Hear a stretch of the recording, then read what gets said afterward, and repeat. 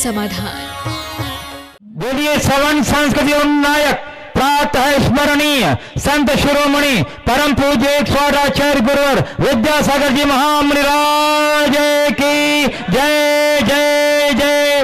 बोलिए गुणायतन प्रणेता संघ का समाधान प्रवर्तक भावना योग प्रवर्तक प्रखर वक्ता परम पूज्य 108 मुनिवर श्री प्रमाण सागर जी मुनिराज की जय जय जय। बोलिए परम पूज्य 108 मुनिवर श्री अरह सागर जी मुनिराज की जय जय जय। प्रिय बंधुओं, पिछले दिनों पंच कल्याणक प्रतिष्ठा महोत्सव के माध्यम से संस्कारधानी जबलपुर में पूज्य गुरुदेव ने ऐतिहासिक धर्म प्रभावना के माध्यम से संस्कारों का जो अलख जगाया उसकी गूंज आज तक पूरे देश में गुंजायित है।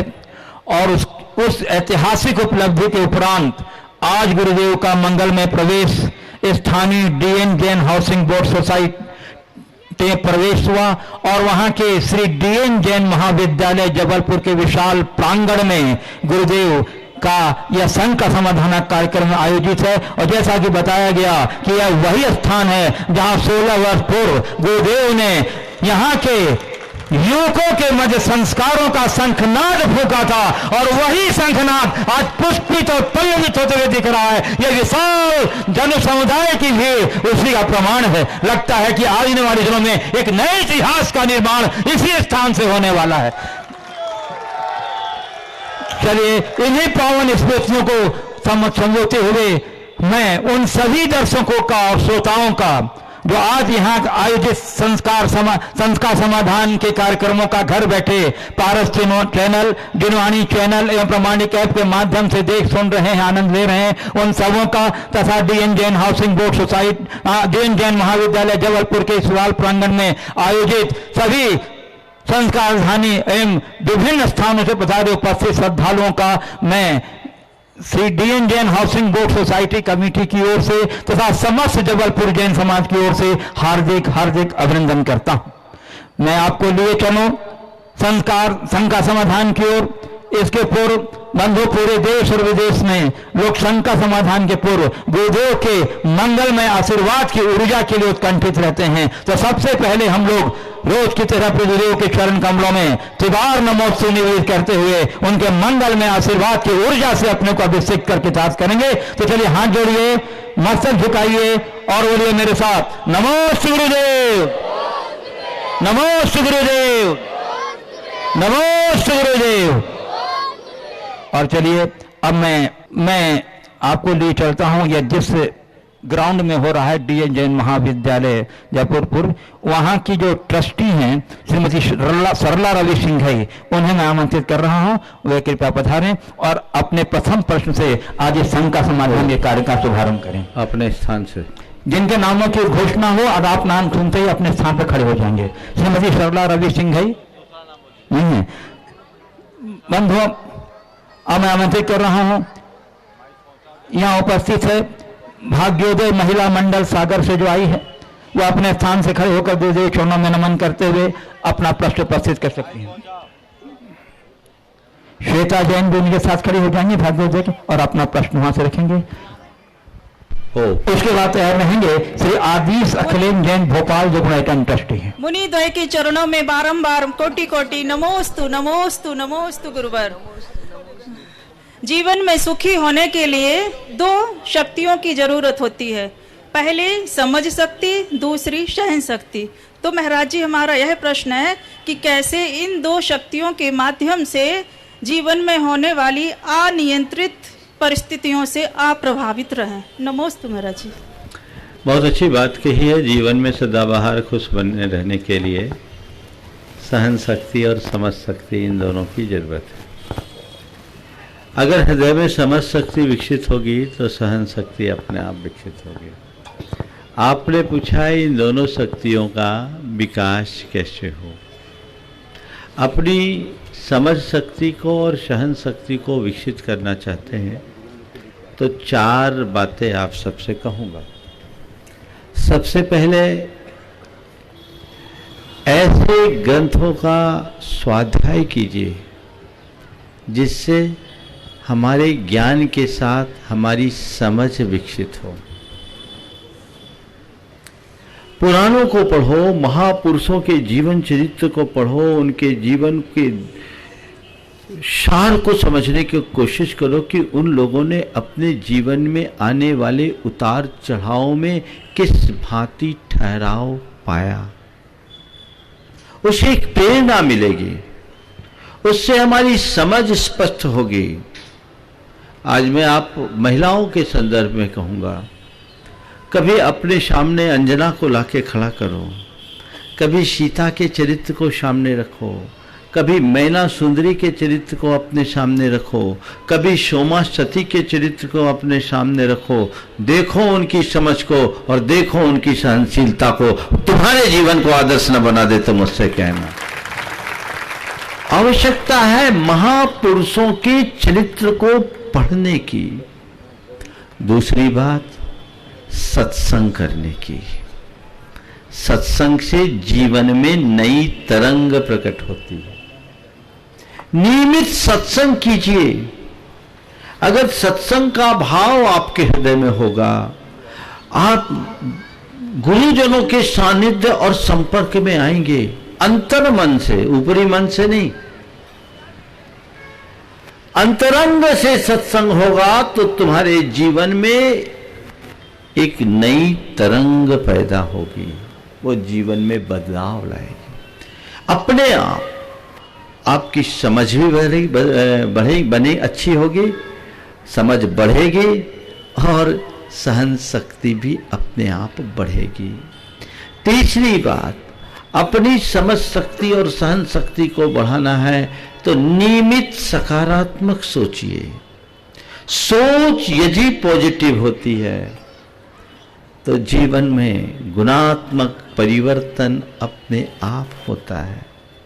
और चौथी बात, जो हमारे समझ शक्ति और सहन शक्ति के विकास के लिए सर्वाधिक अपेक्षित है, वह है आत्म समीक्षा।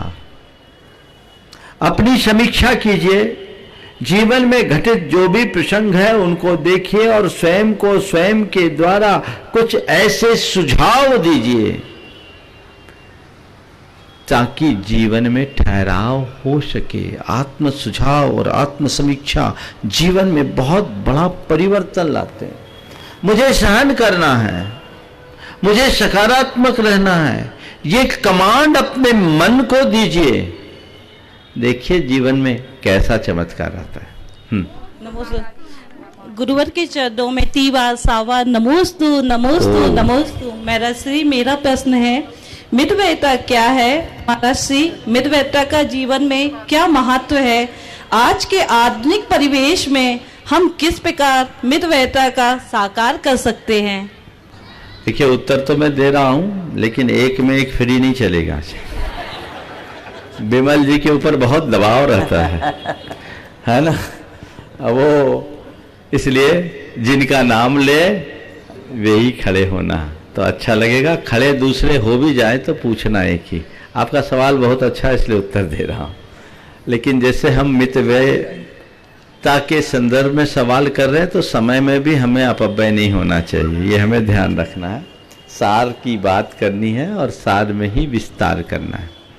मितव्ययिता क्या है? व्यय यानी खर्च। एक है अपव्यय, दूसरा है सद्व्यय और तीसरा है मितव्यय। धन संपत्ति को कमाना और अच्छे कार्य में लगाना उसका सद्व्यय। धन संपत्ति को कमाना, बल्कि मैं संपत्ति को ही नहीं कहूँगा, समय, संपत्ति और संसाधन सबको अच्छे कार्य में लगाना उसका सद्व्यय है। बुरे कार्य में लगाना अपव्यय है। और जितना जरूरी हो, जितना अपेक्षित हो, उतना ही लगाना मितव्यय है। मैंने एक मितव्ययी व्यक्ति के विषय में सुना। एक जगह लोगों को गौशाला खोलनी थी। वे वहां के एक धनी व्यक्ति के पास गए। बरसात का समय था। जब उसके घर गए तो उन्होंने कहा, ठहरिए, हम आपको पहले दूध पिलाते हैं। धर्म पत्नी से उनके लिए दूध गर्म करने के लिए कहा। अब वो गैस सुलगाने के लिए माचिस की 5-7 तिली खराब कर दी। गैस नहीं सुलग पाई तो सामने वाले ने वहीं से कहा, ये क्या कर रही है, इतनी सारी तिली तो बर्बाद कर रही है। लोगों ने सोचा हम लोगों ने तो रॉन्ग नंबर डायल कर दिया। जो व्यक्ति अपनी धर्मपत्नी को 4 माचिस की तिली के पीछे हम लोगों के सामने डांटे, वो हमें 5 पैसा भी देगा इसकी उम्मीद नहीं है। खैर वे लोग साधे रहे और वहीं बैठे रहे। थोड़ी देर बाद जब उन्हें दूध पिलाया और सामने आकर उनने उसके लिए 50,000 की गड्डी लाके रख दी। बोले, ये रुपए लो, हमें बहुत खुशी है, आप लोग अच्छा कार्य करते हो और इसका आप उपयोग करोगे तो हमें खुशी होगी। लोगों ने तो सोचा था 10,000 रुपया भी मिल जाए तो बहुत है, और इतनी अपेक्षा लेकर आए थे। 50,000 दिया, सबको बड़ा अच्छा भी लगा और आश्चर्य भी हुआ। एक ने पूछ लिया, आपको बुरा न लगे तो एक बात पूछो। बोले, पूछो। बोले, हम क्या देख रहे हैं, अभी 4 माचिस की तिली बर्बाद होने से आपने अपनी पत्नी को डांट दिया और हमें 50,000 देने में कोई संकोच नहीं। उस व्यक्ति ने जो जवाब दिया वो ध्यान देने योग्य है। उसने कहा, भाई बहुत मेहनत से पैसा कमाया जाता है, पैसा कमाने में परिश्रम भी होता है और शावद्य यानी पाप भी होता है। पैसा कमाने में परिश्रम भी होता है और शावद्य भी होता है। मैं चाहता हूं हमारे द्वारा कमाए हुए पैसे का एक पाई भी व्यर्थ न हो, सबका सदुपयोग हो। इसलिए हम व्यर्थ के कार्य में एक पाई नहीं लगाना चाहते और अच्छे कार्य में अपना सब कुछ लुटा देने के लिए तत्पर रहते हैं। तो हम अच्छे कार्य में लुटाना चाहते हैं। तो ये मितव्ययिता का सर्वश्रेष्ठ उदाहरण है। तो बस सार में इतना ही कहूँगा, जहाँ जरूरी हो वहाँ दिल खोल करके लगाओ और जहाँ गैर जरूरी हो नंबर 1 के कंजूस बन जाओ। मैं देख रहा हूँ कि DN जैन महाविद्यालय जयपुर की ट्रस्टी श्रीमती सरला रवि सिंह जी यहाँ उपस्थित हैं और उसके बाद तैयार हैं श्री आदिश अखिलेश जैन भोपाल गुणायतन ट्रस्टी। महाराज जी, मैं कभी बड़े इंद्र नहीं बनी, मैं अपने जीवन में कभी बड़े इंद्र या कुछ माता पिता नहीं बनी। मेरी 3 प्रतिमा है। मैं चाहती हूँ इस बोर्डिंग मंदिर के सब पूरा काम अच्छे से हो जाए, मैं माता पिता बनूं और मंदिर का सब जितने बोर्ड मंदिर में आने वाले सभी सदस्य सभी मंदिर की व्यवस्था और मंदिर में कलश चढ़े। मेरे जीते जी यही भावना है। मेरे बुजुर्गों ने मंदिर बनवाया, इस पर मुझे बहुत नाज है। मैं चाहती हूँ कि इस मंदिर में मेरा भी सब सहयोग मिले और मंदिर में कलश चढ़े और मंदिर का सब काम पूरी अच्छी तरह से हो जाए। मंदिर में जो भी विपदाएं बाधाएं हैं सभी दूर हो और मंदिर में सब कार्य अच्छे से हो जाए। बहुत अच्छी भावना आपकी और ये तो हो भी जाना चाहिए। आप समर्थ भी हो। भगवान के माता कहाँ है रवि? रवि है यहाँ, खड़े हो जा भाई। मैं भगवान के माता पिता बनना चाहती हूँ। रवि देखो, अपने साथ तुम्हें भी तारने का रास्ता खोल रही है और बहुत अच्छा है, सौभाग्य है। आज इस सिंघई परिवार में कमी तो किसी चीज की है ही नहीं। बाप दादाओं ने जो छोड़ा है उसका एक अंश लगा दोगे ना तो सब पा जाओगे, बाकी वो छोड़कर चले गए और तुम भी लेकर जाओगे नहीं, ये तो तय है। इसलिए जितना अच्छा है कर लो। ये तो राम नाम की लूट है, लूट सको तो लूट और अंत समय पछताओगे, प्राण जाएंगे छूट। इसलिए दमदार बेड़ा पार की उक्ति को चरितार्थ कीजिए। और भावना भाई है, मैं भी भावना भाता हूँ कि आपकी ये भावना जल्दी साकार हो। महाराज जी, मैं जैसे उसमें भक्तामृत में 24 काव्य तक तो अपन कोई महाराज जी का ध्यान कर सकते हैं। उसके बाद 8 प्रतिहार में कैसे महाराज जी वगैरह का कैसे ध्यान करें? महाराज का ध्यान नहीं करो, अरहंत प्रभु का ध्यान करो। नहीं तो 24 उसमें कभी भगवान आचार्य सिद्धि का भी ध्यान कर सकते हैं। उस समय उस अष्ट प्रातिहार्य में अष्ट प्रातिहार्य युक्त अरहंत परमात्मा का ध्यान करना। नमस्ते महाराज। अखिलेंद्र श्री आदिश अखिलेंद्र भोपाल गुणायतन ट्रस्टी। और मैं देख रहा हूँ कि यहाँ श्रोताओं के मध्य वरिष्ठ कांग्रेस नेता श्री जगत बहादुर सिंह अन्नू जी यहाँ उपस्थित हैं, वो तैयार रहेंगे। इसके बाद गुरुदेव के चरणों में धवल परिवार का सादर नमोस्तु। गुरुदेव, मेरी एक छोटी सी समस्या है कि प्रभावना को सम्यक दर्शन के अंग में क्यों रखा गया है, इसका हमारे जीवन में क्या महत्व है तथा में से किस प्रकार प्रभावना कर सकते हैं इसकी?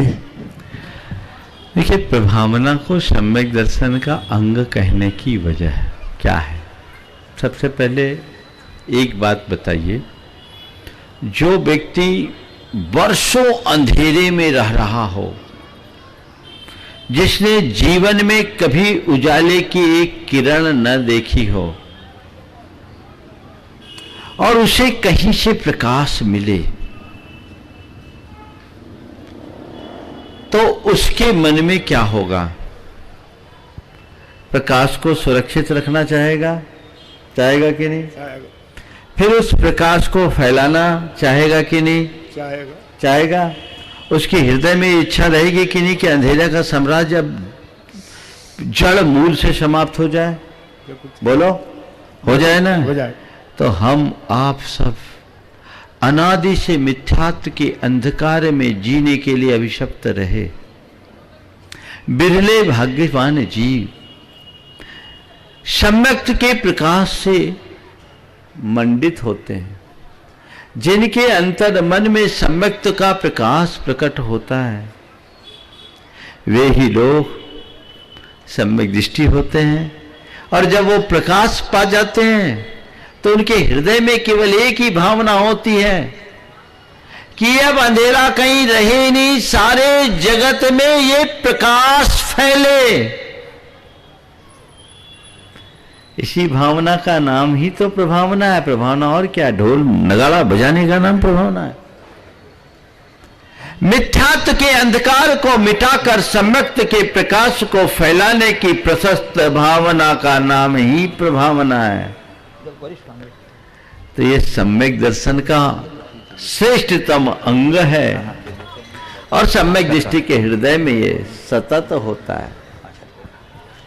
इसलिए अज्ञान तिमिर व्याप्ति मपाकृत यथा यथम जिन शासन महात्म्य प्रकाश स्यात् प्रभावना। अज्ञान के अंधेरे को यथाशक्य दूर करके जिन शासन के महात्म को फैलाने का नाम ही प्रभावना है। तो ऐसे जिन शासन की महिमा को उत्तरोत्तर फैलाने का भाव सम्यक दर्शन तो होगा ही। वरिष्ठ कांग्रेस नेता श्री जगत बहादुर सिंह अन्नू जी आगे गुरु चरणों में नमस्ते कर आशीर्वाद ग्रहण करें और अपनी जिज्ञासा प्रस्तुत करें। उसके पूर्व पूज्य देव श्री सजन जी गुरु ने एक आचार्य श्री की फोटो बनाई है अपने हाथ से। ये पंजाबी समुदाय से संबंध रखते हैं और आचार्य श्री बड़े श्रद्धावान हैं। इसका विमोचन भी हमारे श्री वरिष्ठ कांग्रेस नेता जगत बहादुर जी सिंह अन्नू जी और श्री महेश जी बेलहरा जो गुणायतन शिरोमणि संरक्षक हैं और सागर जैन समाज के यशस्वी अध्यक्ष भी हैं, ये दोनों मिलकर के गुरु बंधु इस विमोचन में आप जोरदार करते ध्वनि से अभिनंदन कर दीजिएगा। ये इनकी श्रद्धा ये बताती है कि आचार्य श्री किसी जाति विशेष के नहीं, किसी जैन समुदाय के नहीं, जन जन के हैं बंधुओं। जो पूर्व राज्य मंत्री शरद जैन और इसी क्रम में पूर्व राज्य मंत्री शरद जैन भी यहाँ आ जाए बंधुओं।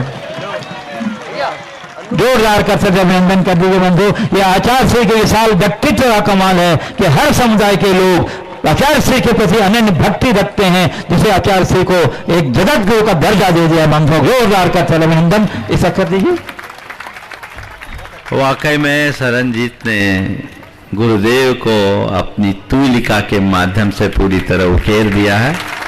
ये तस्वीर ऐसी लग रही है जैसे बोल ही रही हो। बहुत बहुत आशीर्वाद, बहुत बहुत बहुत बहुत आशीर्वाद। सर आपके चरणों में मुनि जी मैं बहुत भावुक हो गया आपका दर्शन करके। मेरी यात्रा आपसे शुरू हुई थी जैन धर्म की, जब आपकी अंतस की आगे किताब लिखी जा रही थी, उसका कवर डिजाइन मैंने किया था। और आप सबको बता दूं, जैन हूँ मैं, पंजाबी हूँ, सिख परिवार से हूँ, लेकिन जैन यात्रा जो मेरी शुरू हुई मुनिवर के आशीर्वाद से हुई। और मैं जैन धर्म पे पीएचडी करने निकला था घर से। मेरा विषय था कि जैन धर्म ग्रंथों में जो प्रतीक बने हैं उनका क्या मतलब है, क्या अर्थ है, उसको लेके मैं काम करूंगा।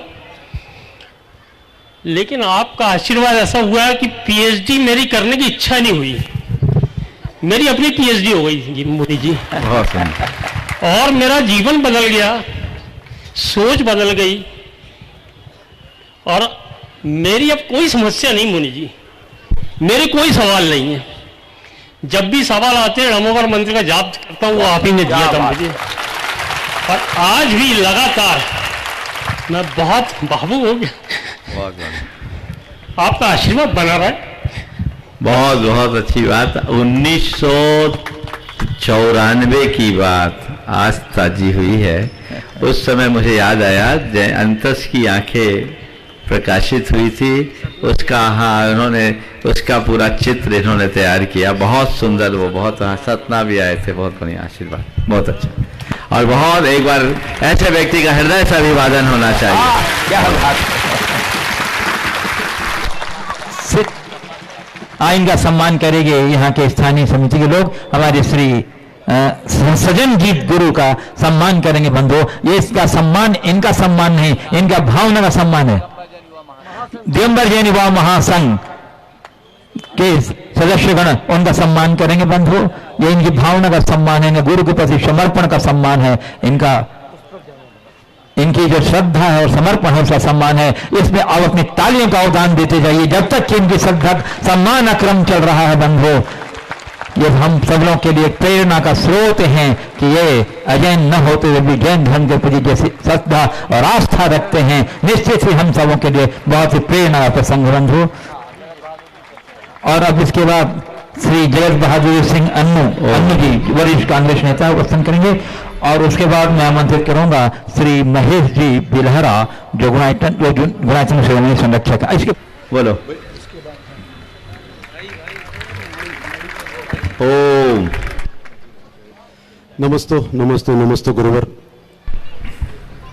आचार्य श्री के चरणों में साक्षात जो इस धरती पे भगवान है उनको भी नमन करता हूँ, प्रणाम करता हूँ। वंदामी माता जी, 10 दिन के भीतर दूसरी बार मुझे आपके दर्शन लाभ मिले और शंका समाधान में मुझे प्रश्न करने का मौका मिला। मेरे जैसा सौभाग्यवान जबलपुर शहर में कोई नहीं है। मैं सिर्फ एक सवाल करना चाहता हूं, मैंने पिछली बार भी किया था आपसे।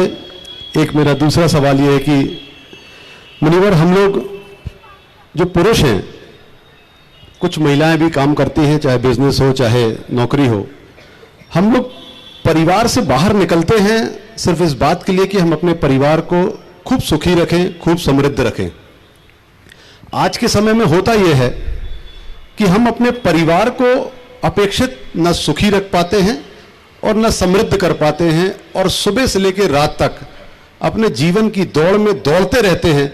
और जिस बात के लिए अपने घर से निकलते हैं कि अपने परिवार को इतना खुश रखेंगे, इतना समृद्ध रखेंगे, इतना समय देंगे, समृद्ध फिर भी कर देते हैं, परंतु ना ही समय दे पाते हैं और ना ही उतना सुखी रख पाते हैं। एक और इसी में प्रश्न गुरुवर, हमारे साथ प्रकृति इतना कुछ न्याय करती है, हमें सब कुछ देती है, किसी प्रकार का कोई भेदभाव किसी जीव से, किसी जंतु से कभी नहीं होता। हम लोग धर्म के आधार पे और भी बहुत सारे ऐसे आधार हैं जिनको लेकर आपस में भ्रम पैदा रहता है, आपस में भेदभाव करते हैं। जब हमारे गुरुजन ये हमको नहीं सिखाते, हमारी प्रकृति हमको नहीं सिखाती, हमारे ईश्वर हमको नहीं सिखाते, तो हम ऐसा क्यों कर रहे हैं और ये कब तक ऐसा चलेगा, कब ठीक होगा, इसमें विकृति बढ़ेगी कि ठीक होगा, मैं आपसे जानना चाहता हूं। नमस्ते। आपके पहले सवाल का उत्तर मैं एक प्रसंग से दूंगा। एक आदमी दर्जी के पास पैंट सिलवाने के लिए गया। पैंट का कपड़ा लेकर गया, नाप दे दिया, कपड़ा दे दिया, फिर बोला भैया तुम दर्जी लोग बहुत बेईमान हो, दर्जी लोग बहुत बेईमान हो, पैंट के कपड़े में थैले का कपड़ा बचा लेते हो, तो तुम हमें पैंट सिलाने के साथ, पैंट तुमसे हम तभी सिलाऊंगा जब तुम पैंट के साथ थैला भी दोगे। हद हो गई भाई, कपड़ा तो इतना ही है, इससे केवल पैंट बनेगा, थैला कैसे? नहीं, मेरे साथी ने भी बताया, उसने पैंट का कपड़ा दिया था तो दर्जी ने पैंट के साथ उसको थैला भी सिल के दिया था। तो मैं तो पैंट तुमसे तभी सिलाऊंगा जब थैला सिलोगे। दर्जी ने एक दो दफे समझाने की कोशिश की, लेकिन इसके बाद भी जब उसे समझ में नहीं आया, तो कहा ठीक है यही बात है, तो मैं पहले थैला सिल देता हूं फिर पैंट सिलूंगा।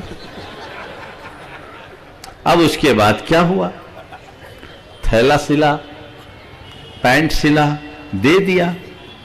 अब पैंट लेकर घर गया, पांव में डाला तो घुसे नहीं, पांव में थैला, पैंट डाले, पैंट में पांव डाले तो पांव घुसे नहीं। बोले ये क्या हो गया जी? बोले भाई आपकी प्राथमिकता में थैला था तो ये थैला रखो, ये पैंट रखो, हम क्या करेंगे, कपड़ा तो उतना ही था, या तो पैंट सिला लेते या थैला। तो आप लोगों की दशा क्या है, पैंट सिलाने को निकलते हो और थैला के मुंह में उलझ जाते हो। बात समझ में आ गई? आ गई? बजाओ ताली, है ना? मैं समझता हूं ज्यादा कुछ बोलने की जरूरत तो संदर्भ में नहीं होगी, इसलिए आप सुधार करो। प्राथमिकता पैंट की रखो, थैले की नहीं।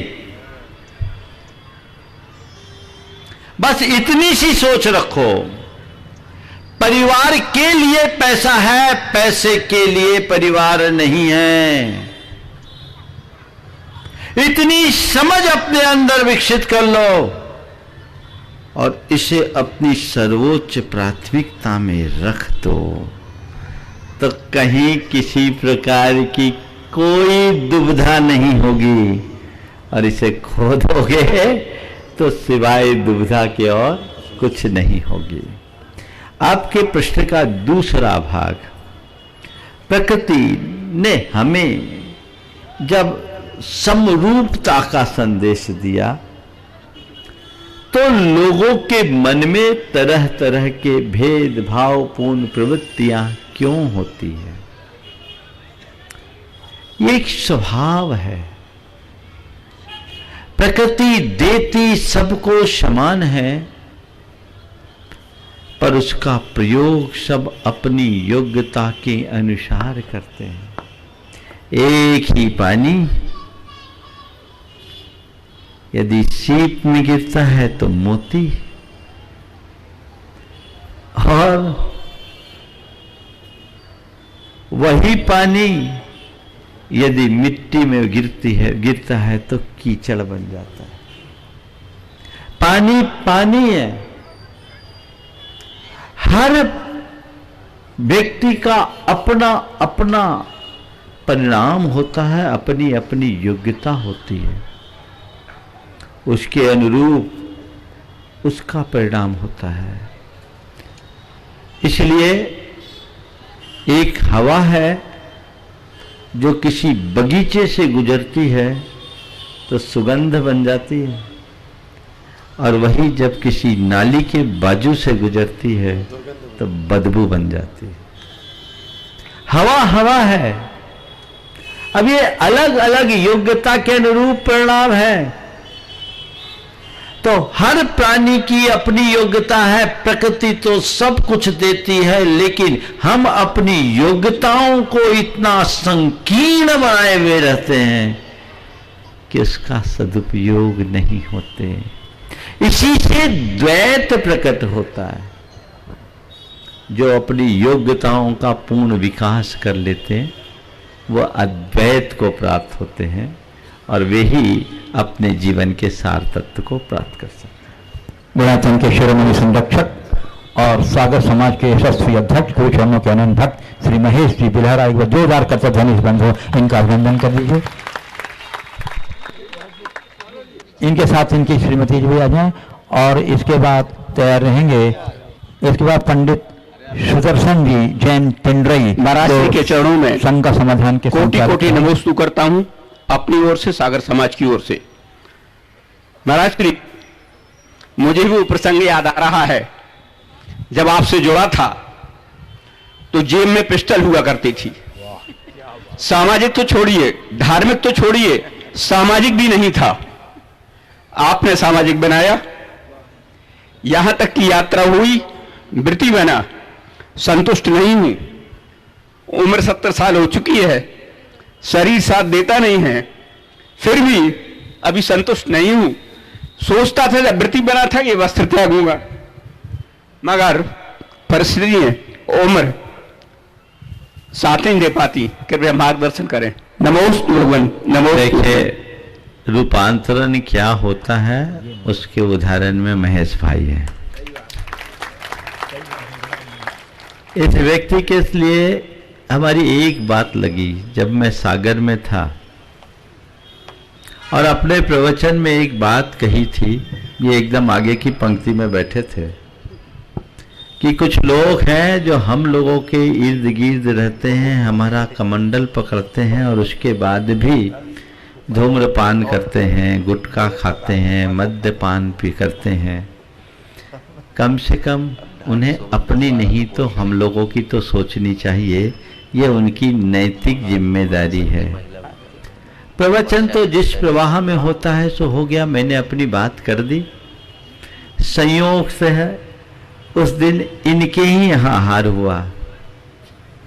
आहार के बाद ये छोड़ने आए और चरण पकड़कर एकदम रो पड़े, बोले महाराज आज आपने मुझे झकझोर दिया, मुझे लगा कि ये बात आप केवल मेरे लिए बोल रहे हैं। महाराज मैं चैन स्मोकर हूँ और आज से उसका त्याग करता हूँ, मुझे त्याग करना चाहिए। ये एक शुरुआत थी। और वही व्यक्ति 1 महीने बाद आचार्य श्री के दर्शन के लिए नेमावर गए, हमारे चातुर्मास का निवेदन करने के लिए। 40 बसें लेकर 1997 में गए थे। आचार्य महाराज के पास गए और रात्रि में 4 प्रकार के आहार का त्याग कर दिया। और वही व्यक्ति 2 साल बाद दूसरी प्रतिमा अंगीकार करता है। और वही व्यक्ति 2013 में 7 प्रतिमा अंगीकार करके 7 प्रतिमा के व्रत अंगीकार करके अपनी आधी संपत्ति को परमार्थ में लगाने का संकल्प लेता है। ये उदाहरण है। और जो आधी संपत्ति 2013 में इनकी थी, उन्होंने उसका वर्गीकरण करके उसे लगा भी दिया। ये अभी इनकी धर्मपत्नी बता रही है। और सबसे बड़ी बात, जब इन्होंने ये बात घोषित की तो इनके बेटे ने कहा, पिताजी आपने आज मुझे आधी संपत्ति दी है, मैं भी आपके पद चिन्हों पर चलूंगा और आपकी संपत्ति से जो भी बढ़ेगी और मैं जो कमाऊंगा अपने बेटे को उसकी आधी ही दूंगा और मैं भी आधी परमार्थ में लगाऊंगा। ये उदाहरण है। महेश भाई की दानशीलता किसी से छिपी नहीं है, उदारता की प्रतिमूर्ति है। आज भी वो करते रहते हैं। इनके हृदय में वैराग्य की प्रबल भावना है। और जो मनोभाव आपने व्यक्त किया है महेश भाई, विकल्प कुछ नहीं करना। सर सेठ हुकुमचंद जी कासलीवाल को अपना आदर्श बना करके चलना। हुकुमचंद कासलीवाल पूरे जैन जगत के महान स्तंभ, एक उदार मना व्यक्ति के व्यक्तित्व के धनी। उन्होंने अपने जीवन के अंतिम दिन अपने गृह चैत्यालय में केवल धोती और दुपट्टा के साथ बिताए और संलेखना पूर्वक इस संसार को त्यागा। ऐसा व्यक्ति, जिस व्यक्ति के विषय में ग्वालियर में नरेश सिंधिया महाराज के यहाँ विवाह का कोई प्रसंग था, उनके यहाँ सोने की थालियां कम पड़ रही थी, किसी से मालूम पड़ा कि सरसेठ हुकुमचंद जी कासलीवाल के यहाँ सोने की थाल है। उनने संदेश भेजा कि हमारे यहाँ विवाह है, कुछ सोने की थाल दे दो। सेठ साहब के यहाँ उस समय सोने की थाल नहीं थी, पर राजा ने कहा है तो अपनी साख नहीं खोऊंगा, नई थाल बना करके भेज दिया। एक दो नहीं, सैकड़ों की संख्या में थाल बना करके भेजा था। ऐसे महाधनपति श्रेष्ठी का अंत सब परिग्रह के त्याग से एक साधु की भांति हुआ। केवल धोती और दुपट्टा, और एक दो विद्वान उनके थे उस मंदिर में, और कुछ नहीं। हर व्यक्ति को यही सोच रहना चाहिए, अकिंचनो हम। ये तो बाहर का आडंबर है, ये धन, ये वैभव, ये परिवार, ये प्रतिष्ठा, ये संपत्ति, यहां तक कि ये शरीर भी मैं नहीं हूं, ये संयोग है। इतनी सी समझ विकसित कर लो और जीवन की सही दिशा पकड़ लो, उद्धार होगा। मैं आमंत्रित कर रहा हूं पंडित श्री सुदर्शन जी पिंडई, जो संघ का समाधान के यशस्वी संचालक भी हैं और पिछले दिनों पंचकानन प्रतिष्ठा में इन्होंने अपना सह प्रतिष्ठाचार्य के रूप में अपनी बड़ी अपना योगदान दिया। जो राजकथा ध्वनि से हमारे सुदर्शन जी का भी अभिनंदन कर दीजिए। और हे महाश्रमण, नमोस्तु नमोस्तु नमोस्तु। अब इसके बाद गुरुदेव आचार्य धर्म विद्यासागर जी महाराज के व्यस्त जीवन के भ्राता श्रद्धेय महावीर जी अष्टगे और उनके साथी चंद्रकांत जी भोजे कर्नाटक के भद्रगिरी क्षेत्र से आचार्य कुलरत्न भूषण जी महाराज के साथ हजारों श्रावकों के साथ गुरुदेव के चरणों में कर्नाटक प्रदेश में अपने जन्म प्रदेश में पदार्पण हेतु निवेदनार्थ आ रहे नवंबर 23 तारीख को मात्र 35 दिनों में 1000 किलोमीटर की यात्रा करके वे हजारों यात्रियों के साथ श्रावकों के साथ वहां पहुंच रहे हैं। और गुरुदेव उस दिन वे हजारों थानों के माध्यम से गुरुदेव के चरण में नमन अर्पित करेंगे। इस बात के लिए गुरुदेव कर्नाटक में प्रवेश करें, पदार्पण करें। मेरे मन जिज्ञासा हुई इस बात को, इस आमंत्रण को सुनकर मुझे आमंत्रित किया है। जिज्ञासा हुई कि गुरुदेव, क्या गुरुदेव उनके ऐसे आमंत्रण से प्रभावित होंगे अथवा नहीं होंगे, तो श्रावक समूह में रहते हुए क्यों नहीं होंगे? इस बात को मैं जानना चाहता हूं। देखिए, गुरुदेव एक ऐसी विभूति हैं जिनको इन सब बातों का कोई असर नहीं पड़ता। वे प्रभावित होंगे इसमें तो मुझे रंच मात्र भी भरोसा नहीं है, लेकिन ऐसा करके वे महापुण्य का अर्जन करेंगे, इसमें कोई संशय नहीं है। तुम्हारे हाथ में जो पुरुषार्थ है वो करो। ये पहला साल नहीं है, पिछले कई वर्षों से ये चल रहा है रेला में। हम आप भी भावना भाएं कि गुरुदेव के एक चरण एक बार तो दक्षिण भारत को जाए जहां से उनका अवतरण हुआ। ये भाव हम लोगों को रखना चाहिए। नमस्ते। हाँ, मैं आमंत्रित कर रहा हूँ श्री शैलेश जी आदिनाथ, जबलपुर। उसके बाद तैयार रहेंगे ये राष्ट्रीय दिगंबर जैन युवा महासंघ की महिला शाखा, युवा महासंघ खड़े हो युवा सभी। नमस्ते महाराज श्री। महाराज श्री, प्रसंग एक याद आया। में कल यहाँ तैयारी कर रहे थे पंडाल लगाने की, 2004 का वो वर्ष था। दूसरे दिन प्रवचन माला प्रारंभ होना थी। हम लोगों ने पंडाल पूरा तैयार किया और शाम को सब अपने अपने घर चले गए। प्रचंड गर्मी का समय था, पूरा खुला हुआ मौसम था। अचानक रात में 9 बजे बादल गरजे, भयंकर आया और सारा पंडाल ऐसा उड़ गया। हम लोग अपने अपने घर से भागे कि कल का कार्यक्रम कैसा आयोजित होगा। गुरुदेव के चरणों में हमारे एक साथी मनोज जी गए कमरे में कि गुरुदेव, अब यह पंडाल तो बनना कठिन है, हम इसको कैसे तैयार करेंगे? गुरुदेव ने बोला, तुम लोगों में इतनी शक्ति है और इतनी इच्छा शक्ति है कि निश्चित आप पंडाल तैयार कर लोगे। और आपका आशीर्वाद प्राप्त हुआ और हमारा पुण्य प्रबल हुआ, तो हमने वो पंडाल रात में पूरा तैयार करके सुबह कार्यक्रम प्रारंभ किया। कल का प्रसंग वैसा ही पूरा हुआ। हम लोग यहाँ तैयारी कर रहे थे, रात में भैया जी का निर्देशन मिला। हमने पंडाल दिखाया, उनने अपनी अनुकूलता नहीं बताई, हमने उसको प्रतिकूल समझा और छोटा पंडाल तैयार कर लिया।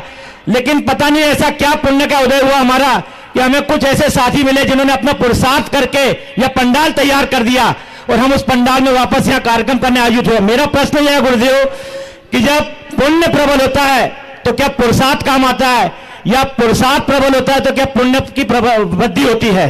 देखिए, पुण्य और पुरुषार्थ इन दोनों के बीच इनसे भी बड़ी शक्ति है, वो इच्छा शक्ति। जब इच्छा शक्ति प्रबल होती है तो पुण्य को उमड़ना पड़ता है और पुरुषार्थ खुद प्रकट हो जाता है। निश्चित ये होना चाहिए। मैं इस कार्य के लिए महासंघ की सारे प्रयासों को दाद दूंगा और महासंघ के लिए कुछ कहने की तो जरूरत है ही नहीं। हमसे कह रहे थे महाराज जी आज आपने बोला है और कल कैसे कार्यक्रम होगा, हमें पता था कि आप लोग कर लोगे, इसलिए पहले से बोला नहीं। और पहले से इसलिए भी नहीं बोला कि ये जबलपुर है, यहाँ बोलूंगा तो सैलाब उमड़ेगा, संभाल नहीं पाएंगे। आज ही देख लो, कल मैंने मना भी किया था भीड़ नहीं करना, तो भी ये हाल हो गया। वर्किंग डे में बिना सूचना के ये सैलाब उमड़ पड़ा। यदि पहले से बता दिया होता तो न जाने क्या होता, समझ गए? तो आप लोगों ने ये काम किया, आपकी कार्य क्षमता पर सबको भरोसा है। बस यही आशीर्वाद दूंगा, हनुमान बने रहना। राष्ट्रीय दिगंबर जैन युवा महासंघ की महिला शाखा और उसके बाद रहेंगे श्री अरविंद राजा, श्री सुनीता जी और कृति जैन, जिन्हें सौभाग्य प्राप्त हुआ पंचकारण प्रतिष्ठान में स्वधर्म इंद्र बनने का, सचिव बनने का। ओ हाँ, बोलिए। महाराज द्वय के चरणों में नमोस्तु नमोस्तु नमोस्तु। महाराज श्री श्रद्धा के लिए तो शब्द नहीं है, ना बोल पाएंगे, बहुत भावुक हो रहा है हम लोग अंदर से।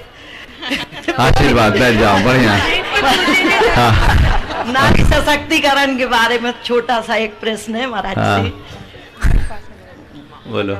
मेरी शंका है कि सदियों से नारियों का सशक्तिकरण एवं उत्थान हुआ, चाहे सती सीता हो, चंदनमाला हो, मैना सुंदरी हो, या एनी बेसेंट हो, सुनीता विलियम्स आदि।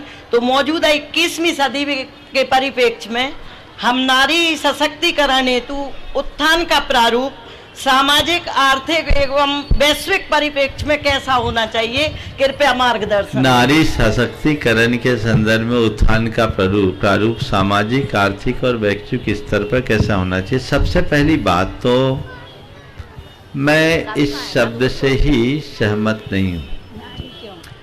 नारी सशक्तिकरण की बात क्यों? क्या नारी कभी अशक्त रही है? ये नारी सशक्तिकरण का उल्लेख ही एक प्रकार का शब्द छल है, जो कहीं न कहीं से नारी को कमजोर साबित करने का कुचक्र है। मेरी दृष्टि में नारी जाति कभी कमजोर नहीं रही। यदि नारी कमजोर है तो उससे जन्म लेने वाला नर बलवान कैसे होगा? इसलिए मैं नारी सशक्तिकरण के पक्ष में नहीं हूं। हाँ, मैं नारियों के सक्रियकरण का पक्षधर जरूर हूं। नारी सक्रिय रहे, निष्क्रिय न हो, और उनकी सक्रियता आज के संदर्भ में सबसे ज्यादा जरूरी है। नार्योचित कर्तव्यों में दृढ़ रहने की, अपनी योग्यता का विकास करना आवश्यक है, अपेक्षित है, वो करे। जहां जो जितना जैसा अपेक्षित है उतना करते रहे। सामाजिक क्षेत्र में भी अग्रणी बने, पर सबसे ज्यादा जरूरी आज के संदर्भ में नारी जाति को नारियों की मूलभूत समस्या के उन्मूलन के लिए सक्रिय होने की जरूरत है। अब बुरा न मानो तो ये भी एक बड़ा कड़वा सच है कि नारियों की जितनी भी समस्याएं हैं ना, ज्यादातर नारियों से ही प्रेरित है। मैंने अनेक पुलिस अधिकारी, परिवार न्यायालय से संबद्ध लोग और अधिवक्ताओं से बात की तो उसमें ये पाया कि तलाक विषयक, नारी उत्पीड़न विषयक या घरेलू हिंसा विषयक प्रकरणों में नारियों का रोल कुछ ज्यादा दिखता है। मैं गलत तो नहीं कह रहा हूं? तो ये जागरूकता होनी चाहिए, तब समाज में बदलाव होगा, अन्यथा नहीं हो सकता। समझ गए? तो हम उधर ध्यान दें। श्री अरविंद राजा, श्री सुनीता जी और श्री केसी जैन जबलपुर, उसके बाद तैयार रहेंगी एससी जैन गमछा, और उसके बाद तैयार रहेंगी श्री विजय लक्ष्मी जैन, राष्ट्रीय महिला परिषद पदाधिकारी। गुरुवर के चरणों में त्रिवार नमोस्तु नमोस्तु नमोस्तु। गुरुवर, मेरा प्रश्न ये है कि आजकल लोग नियम लेते हैं पर उसको अपने अनुसार परिवर्तित भी कर लेते हैं। जैसे कि आपने उस दिन आहारचर्या में सबको आजीवन रात्रि भोजन का त्याग कराया, लोगों ने आहार तो दे लिए पर उसमें अपने अनुकूल परिवर्तन भी किए। ये मैंने खुद देखा वहां पे कि सबने आजीवन का नहीं लिया, कई लोगों ने। तो गुरुदेव, जैसे कई लोग छोड़ देते हैं कोई चीज और ये नियम ले लेते हैं कि देखो, नियमों को स्वयं के अनुरूप ढालना बेईमानी है और स्वयं को नियमों के अनुरूप ढालना हमारा पुरुषार्थ। तो स्वयं को नियमों के अनुरूप ढालने की कोशिश करो, नियमों को अपने अनुरूप मत ढालो। नमोस्तु गुरु। श्री एससी जैन गमछा, उस बात तैयार रहेंगे श्री राहुल शेख चंद्र कुमार जी, सुनीता जी जैन जबलपुर। नमोस्तु महर्षि, नमोस्तु महर्षि। महर्षि, मैं एक लेखक हूँ और मैं अक्सर अपनी कृतियों से कभी संतुष्ट नहीं हो पाती हूँ। तो महाराज जी, मेरा प्रश्न ये है कि हम ऐसा क्या करें कि हम जो भी कार्य करते हैं उससे हम संतुष्ट हो सके, और अगर असंतुष्टि के कारण हमारे अंदर बहुत सारे कंफ्यूजन्स रहते हैं, तो क्या कंफ्यूज होना ज्यादा सही रहता है या फिर तुरंत डिसीजन लेना, भले ही वो डिसीजन गलत ही क्यों ना हो जाए? असंतुष्टि दो तरह की होती है, एक अपने कार्य से असंतुष्टि और एक परिणाम से असंतुष्टि। मेरी राय में किसी भी सज्जन धर्मी को अपने कार्य से कभी संतुष्ट नहीं होना चाहिए। अगर सज्जन धर्मी अपने कार्य से संतुष्ट हो जाए तो उसकी प्रगति वहीं रुक जाएगी, वो आगे नहीं बढ़ पाएगा। इसलिए कभी भी साधक को और सृजक को अपनी साधना और सर्जना से कभी संतुष्ट नहीं होना चाहिए, निरंतर निखार लाना चाहिए और उसके परिणाम के प्रति सदैव संतुष्ट रहना चाहिए। मैं लिखूं और लोग प्रशंसा न दे, असंतुष्ट होना ठीक नहीं, पर मैंने जो लिखा वो अंतिम है ये मानकर संतुष्ट हो जाना ये भी ठीक नहीं। रायशेख चंद्र कुमार जी, जिनके कर कमलों के द्वारा ध्वजारोहण संपन्न हुआ पंच ज्ञान प्रतिष्ठा का, जो कि ऐतिहासिक संपदा के साथ सफल हो रहा है और पुणायचन ट्रस्टी भी हैं, इनके साथ श्री के चरणों में मेरा और समस्त राष्ट्रीय दिगंबर जैन युवा महासंघ की तरफ से कोटि कोटि नमन। महर्षि, कुछ लोग कहते हैं कि भक्त नहीं भगवान बनेंगे। महर्षि, बिना भक्त बने हम भगवान कैसे बन सकते हैं, और हम अपनी संस्कृति और देवशास्त्र गुरु की प्रभावना कैसे कर सकते हैं? बिना भक्त बने भगवान बनेंगे वो लोग ऐसे हैं जो बिना लाली फूटे सूरज उगाएंगे। लालिमा के फूटे बिना सूरज किसी दुनिया में उगा है क्या? अरे पहले लाली फूटेगी फिर सूरज उगेगा। तो पहले भक्त बनो फिर भगवान बनोगे। इस प्रकार आज के इस सत्र को परम पूज्य गुरुदेव के चरणों में नमन अर्पित करके मैं विराम दूंगा। आज फिर से वो स्मृतियां ताजी हो गई। 2004 की जो स्मृतियां थी, 2004 की जो स्मृतियां थी आज फिर से ताजी हुई है। आप लोगों की भावनाएं बहुत प्रबल है और उसी पुण्य के निमित्त ने मुझे यहाँ खींच लिया है। ऐसा आदर्श अपने अंदर बनाए रखिए। बाकी सुबह के समय बात होगी। सभी को आशीर्वाद। और घबराने की बात नहीं है, कल का संघ का समाधान यहीं पर होना है और कल 8:30 बजे से यहाँ पर प्रवचन की सभा होगी। बोले मेरे से प्रमाण सागर जी महाराज की।